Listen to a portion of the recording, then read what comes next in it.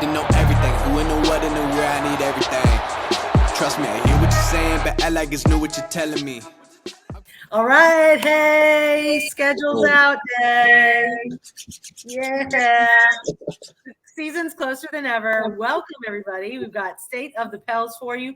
It's been a hot minute since we've been around, but we needed something fresh to talk about, and we've got it now with the schedule coming out. We're starting out at home against Chicago. We're totally going to win, without a doubt, right? So,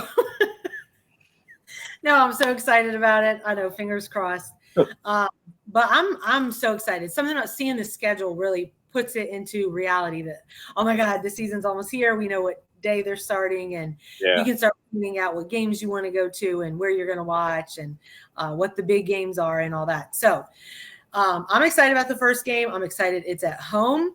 Yes. I think the crowd's going to be pumped. Everyone's going to be healthy for it. It's the first game of the season. Yep. Knock on wood for that. So fired up. And it's going to be a tough year. We know that. Western Conference, no doubt about it. It's going to be tough. So Myles, tell me what are some of your takeaways from checking out the schedule that came out today? First thing off the bat was definitely seeing that we're playing at home. That first game versus Chicago, they gave us a pretty rough time this past season. And, they look to definitely make a statement playing against a team that's got so many star-studded, talents. DeJounte Murray, Zion Williamson, still Brandon Ingram. So I think that it should definitely be a great competitive game. And the Pelicans, in my opinion, it's a must-win. You're at home. You've got all the hype for you. You got a healthy Zion as of now, at least, and a healthy BI. There should be no excuses. They should be in there. They should definitely bring home a victory worth wild of the crowd. You know what I'm saying? That's really what got me first. But that April stretch as well. I saw the stretch that we have to play in April versus some very competitive teams. I've seen Orlando again. I've seen the LA teams. I was just like, wow, they just do not like gracing us with a nice April, a nice, start to spring. But it's like you said, it's the Western Conference. The Pelicans aren't, they're not privileged enough to just take games off. We saw that when we lost to the Spurs. Doesn't matter who we play. It can be the Spurs, it can be the Rockets, it can be Charlotte. The Pelicans have to give it their all every time. So that's where I'm standing. Yeah. I totally see that. And it's like that you're going to have that month where you've got that stretch of really tough games, and it's like vital to the season. And it's like, would I rather have it be in October, November, or would I rather it be later in the season? And for me, I want us to get off to a hot start. And I do think the team's going to need some time to gel together. Having Murray now, we've got a couple of guys that are now gone, and we're going to be obviously working out what's the dang starting lineup going to be. We've got multiple guys that could be starting, so I'm kind of glad that we don't have that super tough1initial right off the bat kind of schedule for us. It's like, all right, let's figure some things out. We've got to obviously be playing above 500 ball. You have to all season when you're in this conference.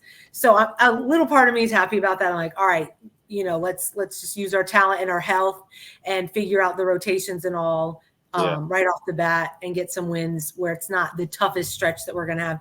And then hopefully everybody's still healthy by April and we've got all of the kinks worked out. And then that tough stretch doesn't look so tough to us anymore. Do you think that that's even possible? No, not with Thanks, Myles. Just not with the level of teams that we play in the Western Conference. Everybody's, it's crabs in the crab bucket. Everybody's trying to crawl out and step on somebody else so they could get free to the playoffs. And free is not the right word actually, but they're just trying to get a guaranteed playoff spot. Everybody's fighting so hard for that. And you just got it. It doesn't matter what team you name in the West.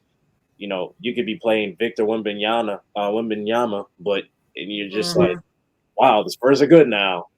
So right. I'm just not – I don't feel safe being in the West, but I think it should bring the best out of the Pelicans, we should see what we're working with because the future of the NBA is right in front of our face. These teams aren't getting worse. These teams are getting better. They are definitely building for the future and winning right now as well.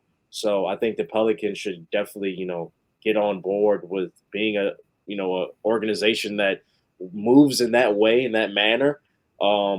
But it's going to be it's going to be fun because I think we forget how good the Pelicans are. Mhm. I understand teams are great, but Zion Williamson is great too. Herb Jones is great too. Trey Murphy is great too.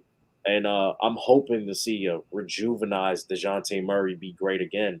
Um, a lot of the fan bases, that he used to be a part of, they're not saying the best things about him. I'm not sure if they're just a little mad that we got him now and things are looking. Salty. Yeah, they're a little salty because it's looking like we might have the best 1 and 2. Fingers crossed. We don't know who's starting, but DeJounte Murray and Herb Jones raises my eyebrows for sure, and that's definitely something that I look forward to seeing. But I'm excited regardless. I'm excited to see what we do in the tournament, mid-season tournament. Um, it's going to be I think I'm excited for the year. At the floor of it all, I'm excited. There's nothing that is going to sway me from not being excited to see my Pelicans play, see Zion Williamson grow as a player, see Willie Green grow as a coach, see how James Borrego, really gets calm into his position for the Pelicans. So yeah, it's going to be fun. Yeah, and like you said, the Western Conference teams are getting better, but I do believe that the Pelicans are getting better too. One piece I'm very interested to see this year is that kind of rejuvenation with Murray that would be interesting to see, which I have no doubt that he's going to bring that. But I want to see what we see from Brandon Ingram, because this is a huge year in his career from, a team standpoint, what are the Pelicans going to do? But for a contract standpoint, he needs a big year. I mean, this offseason kind of showed that his dollar amount that he feels like he's worth, other teams weren't feeling that. And so now he is with the Pelicans this year, and he's going to be a free agent at the end of it all. So he needs to put up big numbers and do big things so that he can get that max contract. I believe that that's in him 100%. Yeah. And I'm ready to see him show that. So sometimes those years it is a little nerve-wracking because okay, he's going to be a free agent. But it could be just tremendously a positive for the Pelicans because we could be getting the best BI that he's ever been his whole career. And what amazing timing for that to be when we've got Murray now, we've got Zion that's, totally bought in. I mean, we've got Herb and Trey. It's like, oh my God, this could be an unbelievable year. Exactly. I'm looking at, yeah. Really excited. No, and I completely agree. Regardless of the play that is on the floor for Brandon Ingram, I simply just want some type of answers of, where the Pelicans need to go forward because I personally don't know what we should do if Brandon just has a star-studded year. Does that mean we keep him? Does that mean we trade him while his stock is at, it's, the highest it's probably been in a couple of years since the Suns playoff? That's probably the last time that his stock was, sky high. Or is he going to, succumb to, the criticism of, the fans and the people in the league and the people in the stands? And is he going to play, just a very underwhelming brand of basketball? I don't think that's what Brandon Ingram's going to do. I think that, we're going to be getting, the Brandon Ingram mid-season that was rebounding, guarding some bigs, definitely being a phenomenal facilitator, having gravity on the court, and hopefully we can get a Brandon Ingram that, can give us 4 threes a game. That would be just lovely. Oh. Just even attempt more threes. So yeah, and I do think we'll see that from him. The only thing I could see is the pressure maybe getting to him, but I feel like he's been in the league long enough that I'm not really concerned about that because, I mean, this is a big point in, his NBA career in general. So there is some added pressure, but I think that he's matured enough and he's ready to handle that. And I mean, barring any injury, which unfortunately we have to say every time because we're Pelicans fans, we're New Orleans sports fans. We have to say that every time. Yes, so barring anything like that, I don't see why he wouldn't have a tremendous year this year. And I think the guys around him are going to make him even better, and Murray's going to make him a better player too. So Definitely. I think that's going to be exciting. And then let's talk about it's called the Cup tournament now. They changed it, I guess, from in season. I don't know why. In season actually made sense. Cup, that just makes me think of golf. So I don't really know where they came up with that. But the in-season Cup tournament, 4 tough games there. And that was exciting, huge ratings, fun to see. And we know what happened to the poor Pelicans last year. They really got embarrassed. So they're coming out this year with they've got to do something better than that. And that's going to be exciting to see. That's in November, so that's not far away at all. Yeah, I'm a little bit excited, but I'm a little bit nervous. My birthday is in November. I saw the schedule. I'm just like, I hope they don't. When is your birthday? November 15th. So okay, I'm November 12th. So I always look at that to see. Look at that, so close. Yeah, I think we play the Lakers or Denver. It's one of those teams. I think it's Denver, then the Lakers on the 16th. Let's see. It's we play on the 19th. We play at Dallas. On the 22nd, we play at home against Golden State. The 15th is the first game in the Cup tournament against Denver at home. And then we finish it on November 29th at Memphis. Yikes. Yeah. That's going 4-0. We're going 4-0 in it. I can see it right now. Oh, yeah. Daniel Tice going to be going crazy. Yes. Absolutely. Yeah, it's a no-brainer. Yeah, our front court is definitely going to hold up against Nikola Jokic and guys like Zach Edey for the Memphis Grizzlies. No problem. It's going to be very interesting, and I think that's a good segue because I'm definitely how are you feeling about our front court right now?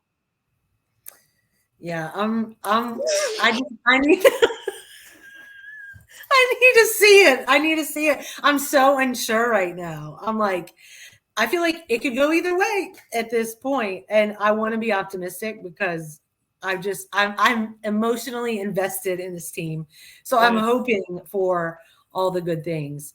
But I don't know, because some of these teams we're playing, I mean, they've got a big that's unstoppable, and I have yet to see what the answer is going to be for that. We did not have the answers for them last year, and we didn't go and get a piece to get an answer for that this year. So unless we have a trick up our sleeve, which you never know, I don't know how some of those games are going to play out.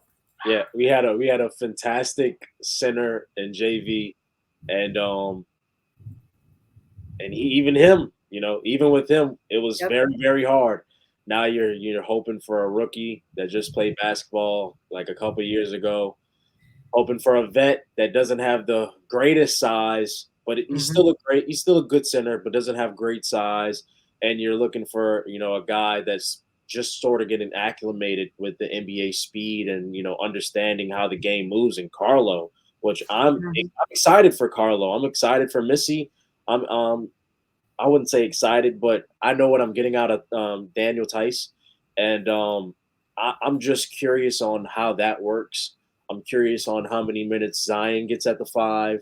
I'm curious if somebody else gets minutes at the 5, maybe in a small ball rotation like Trey Murphy or Brandon Ingram, because there's a lot of players that are getting paid money, and they have to be on the court if people like it or not. I think a conversation that sort of gets blown by is what are we doing with CJ? Because CJ is getting paid a lot of money. I don't know if is Herb going to be starting still?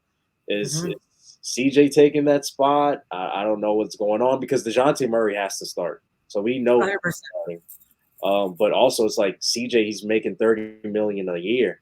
CJ's got to play. He's got to play big minutes. But Herb Jones, you can't have a guy that plays that good of defense out, especially in the Western Conference. Now, where does that leave Trey Murphy? Where does that leave Brandon Ingram? We know Zion. We know Zion, DeJounte Murray, and CJ has to get a lot of minutes. Yeah.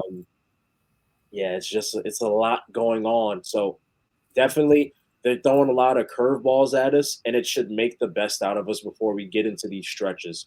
Hopefully we can be blessed with, good health so that we can at least get some type of answers and not be clueless when it comes, January, where we are as a team. So that's something that I'm really looking for is the rotations. How does Willie Green handle having this amount of, players that, quite frankly, all deserve to be on the floor? We Mhm. didn't even talk about Jose Alvarado and how phenomenal he just did. Like, I there's know. players on this team that you're just like, gosh, this guy deserves to get some minutes. And then you look at the roster, and you're just like, yeah, that's almost everybody on the team. So Right. it's gonna And be they can't all get even minutes. And I know there's been criticism of Willie and his rotations before. So I hope he's ready for that again this year because he's not going to make everybody happy. no. And so, and not everybody's going to get an even number. This isn't like bitty basketball where everybody gets a turn. This is the big leagues, and they don't care. They don't care. And to your point, I almost am like, do they care? Do they feel like, well, we have to play CJ that much because of his contract? Or are they like, if we're winning with a different lineup, then I mean, you don't want to do that ideally, but we've got to win. We've got to win over anything else. So that's going to be something to see. And But that's what it is being an NBA head coach, dealing with Mhm. personalities, dealing with people making that amount of money. These are, grown men making a lot of money that definitely deserve to be playing basketball. It'll be hard to look CJ McCollum in the face and say, hey, DeJounte Murray and Herb's working more. You might have Yeah. to be a six man. Is that a conversation that they have? Is CJ willing to accept that role as a veteran that, he's sort of past his prime? Not that he can't produce something, but he's a guy that is past his prime. I believe he's 32, about to turn 33. Yeah. So, those are the conversations that I'm interested.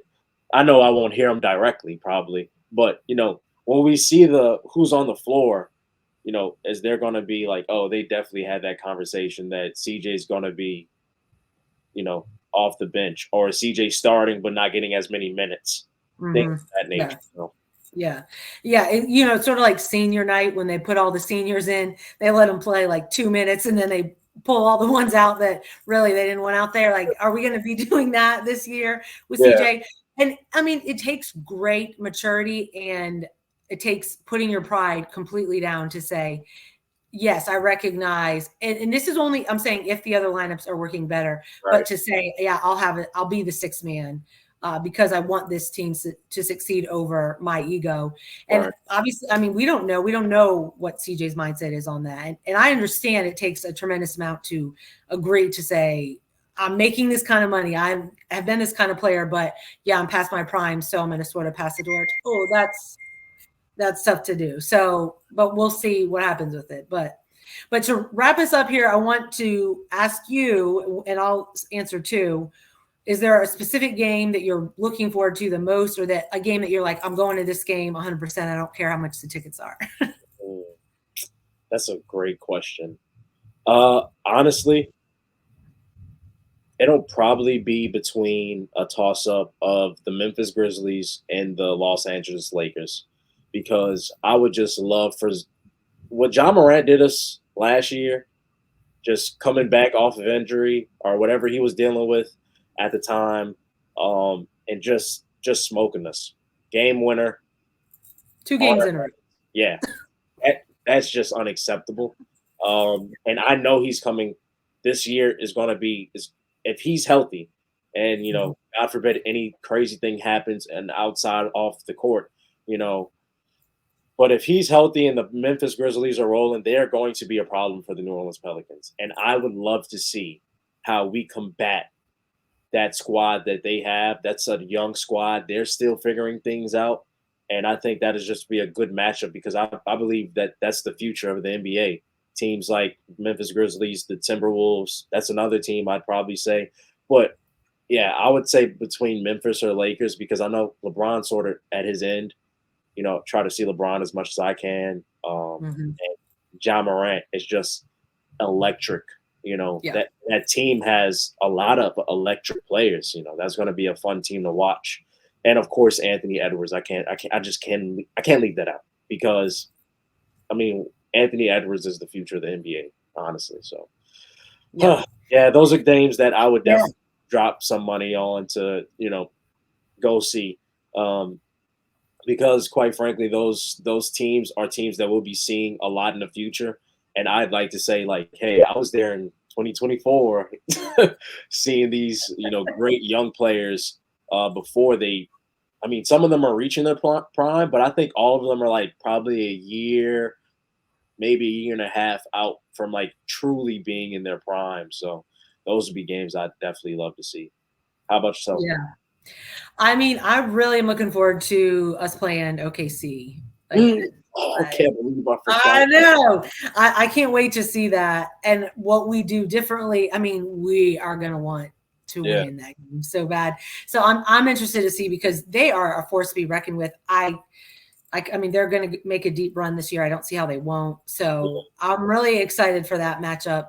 I would definitely spend some good money to go and see that game in person. But, I also like chilling at the house, watching the games with the kids. It's a lot more affordable, the whole family when I'm Definitely. home. So I'm excited. It's going to be a fun season.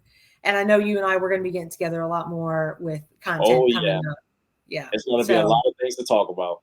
I'm so excited about it. So thank you for hopping on with me. And thanks to everybody watching as we discuss the newly released schedule for the Pelicans this season. So check us out. Make sure you subscribe and we will catch you again soon. Have a great day.